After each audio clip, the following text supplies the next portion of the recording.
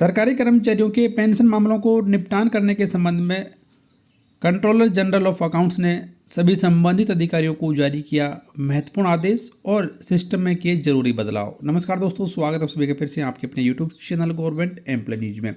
दोस्तों 5 दिसंबर 2024 को ministry of finance department of expenditure के तहत काम करने वाले office of the controller general of accounts के द्वारा एक महत्वपूर्ण ऑफिस मेमोरेंडम केंद्रीय कर्मचारियों की पेंशन मामलों को single pension application form 6A के जरिए निपटाने के संबंध में जारी किया गया है।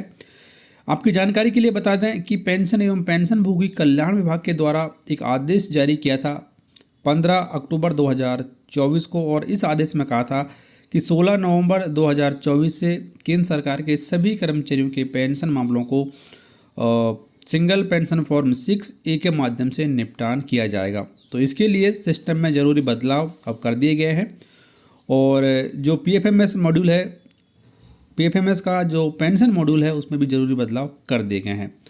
तो यहाँ पर अब सभी पेंशन मामलों को, जो पेंशन मामले हैं उनको सिंगल पेंशन फॉर्म 6A के माध्यम से निपटान किया जाएगा।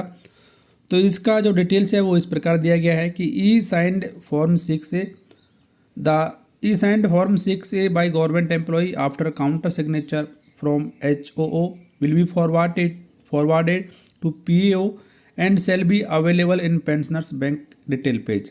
Digitally signed EPPO with E-signed Form 6A will be sent to CPAO. तो यहाँ पर जो E-signed फॉर्म है 6A वो ही सरकारी कर्मचारी के सिग्नेचर के बाद में, हेड ऑफ द ऑफिस के सिग्नेचर के बाद में PAO को PFMS के जरिए ही भेजा जाएगा, और ये जो फॉर्म है वो पेंशनर्स की बैंक डिटेल पेज के तहत उपलब्ध होगा। तो ये बड़ा बदलाव अब कर दिया गया है PFMS के पेंशन मॉड्यूल में। उसके बाद में सेकंड स्टेप यहाँ पर है कि link signed form 6A। The link signed form 6A by government employ after counter signature by HOO will be forwarded to PAO and shall be available in pensioners bank details page. Digitally signed EPPO and scanned copy of the ink signed form 6A will be sent to CPAO. तो उसके बाद में जो digitally signed EPPO है और इसका जो scanned copy है उसे सेंट्रल पेंशन अकाउंटिंग ऑफिस यानी कि CPAO को भेजा जाएगा।